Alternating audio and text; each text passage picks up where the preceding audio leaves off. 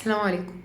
أهل كتير لحد النهاردة وحتى للأسف في الشباب برضو مصرين جدا على فكرة إنه أنا النهاردة لو مثلا خلينا نقول مش بركز كويس، هروح لدكتور يديني دواء فأنا هركز. أنا النهاردة مثلا الكلام بتاعي مش كويس، أنا النهاردة عندي أي حاجة.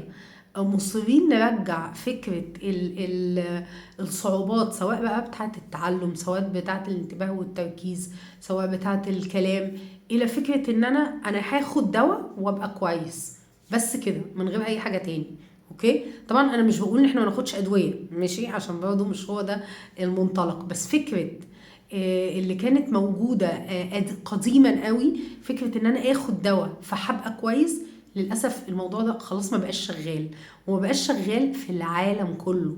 اوكي، يعني العالم كله حاليا، انا النهارده عندي مشكله في الانتباه والتركيز، انا هاخد الدواء، انا محتاجه اروح لحد متخصص يشتغل معايا على الانتباه بتاعي، على التركيز بتاعي. محتاج لو انا طالب حد يشتغل معايا على الجزء التعليمي بتاعي بطريقه، حاجه اسمها التعليم العلاجي. اخدان الدواء لوحده يا جماعه امر خلاص اصبح غير نافع.